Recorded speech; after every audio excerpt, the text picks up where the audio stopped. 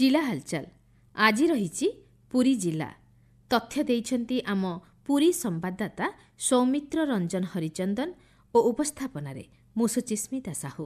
पुरी जिले में सत्यवादी अस्मिता और गौरव को आधार करी अंचलर आवश्यक भित्तिभूमि और मौलिक सुविधा सुजोगर विकास करा ओडिया नवजागरण पीठ हेउची सत्यवादी और एठारे वन विद्यालय थिला ओडिया जातीय चेतनार केन्द्र। सत्यवादीर पंचसखा थिले समाजर आईना सदृश।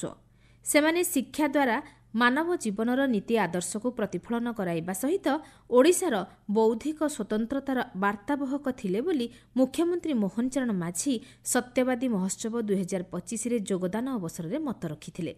समग्र ओडिशा को शिक्षार ज्योति रे आलोकित करुथुबा ऐतिह्य संपन्न सत्यवादी वन विद्यालयर पुनरुद्धार पई तांको सरकार उद्यम आरंभ करिसेंति बोली से कहिसेंति। सत्यवादी महोत्सवर समारोह उत्सव थिला ओडियार अस्मितार एक ये साखी गोपाल एवं ये अंचल निश्चित भाव में मते बहुत खुशी और आनंद देछि। प्रभु गोपाल जी दर्शन करने सहित एटी बकुल वन पंचसखांकर ये पवित्र स्थान ओडिया विश्वविद्यालय प्रतिष्ठा होती। निश्चित भाव में खूब शीघ्र ये अंचल को यार पारिपार्श्विक विकास करा जिवो। बकुल वन को ताहार पूर्व जेभली भाव में जो मनोज्ञ परिवेश रे जेमिति पंचसखा जुगरे होउतला ताको आउते रुधिमंत करा जिवो एवं आम सरकार सेति पई स्वतंत्र भाव में यार विकास करिया पई योजना रखिछंती। एबे किछि संवाद आम संवाददातांक ठारू। ओडिशा गस्तरे आस्थिबा 16 अर्थ कमिशन अध्यक्ष डॉक्टर अरविंद पानगारिया श्रीक्षेत्र पुरी जाई महाप्रभु श्री जगन्नाथ को दर्शन करथिले।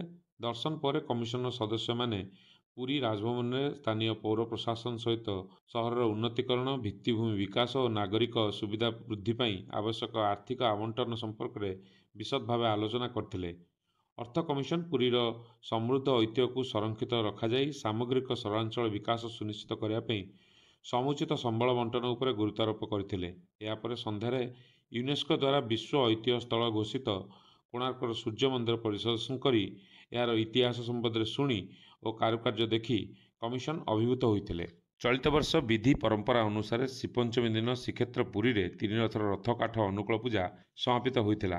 परंपरा अनुसार 3टी 12 फुटिया धौरा काठ को संपूर्ण विधि अनुसार पवित्र सरस्वती पूजा रे मंत्र उच्चारण करा जाई क्षत्रिय ब्राह्मण और राजगुरुଙ୍କ द्वारा पूजा अर्चना कराइथिला। महाप्रभुଙ୍କ रथयात्रा को सुरुखुरु रे समापन करिवा पई श्रीजीउଙ୍କ निकट रे एही अवसर रे प्रार्थना कराइथा बेले रथ काठ संग्रह पई आवश्यक काठ श्रीक्षेत्र रे पर्यायक्रमे पहुंचियो बोली श्रीमंदिर प्रशासन पक्षरु सूचना प्रदान करा जायछि। सेपरि पवित्र माघ सप्तमी अवसर रे परंपरा अनुसार कोणार्क निकट पवित्र चंद्रभागा पुष्करणी लक्षाधिक भक्त श्रद्धालु चलित वर्ष बुड़ पकाई निजको सौभाग्य प्राप्ति करथिबा परिलक्षित होइतिला। परंपरा अनुसार माधीपुर त्रिवेणीश्वर संतपुर ईशानेश्वर और कुरुजंगर दक्षिणेश्वर महादेव बड़ी भोर समय रे चंद्रभागा तीर्थ रे महास्नान करिया परे साधु संत और श्रद्धालु माने बुड़ पकाइथिले। ओडिशा समेत समग्र देश में मानव चालन और महिला चालन एक संवेदनशील प्रसंग होइथिबा बेले एहाको रोकिबा पई रेलवेर गुरुत्वपूर्ण भूमिका रहिथिबा जनापड़ी। पुरी गस्तरे आसिथिबा बेले दक्षता विकास कार्यक्रम में योगदान अवसर में एपरि मत प्रकाश करथिले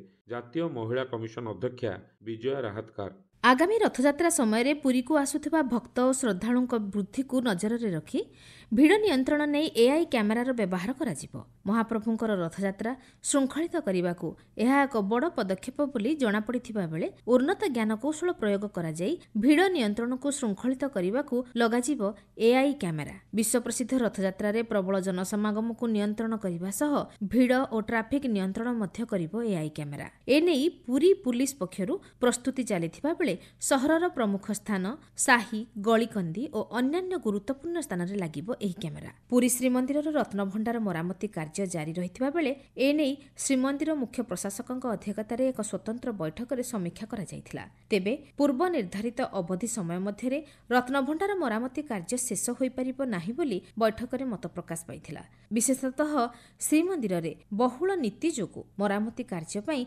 दैनंदिन आवश्यक समय मिली पारु नथिबा एएसआई पक्षरु कहा जायथिला। तेबे समीक्षा बैठक रे मरामती पई एएसआई को अधिक समय देबा उपरे श्रीमंदिर प्रशासन पक्षरु गुरुत्व दिया जायथिला। जिला हालचाल आजि पई एतिकी।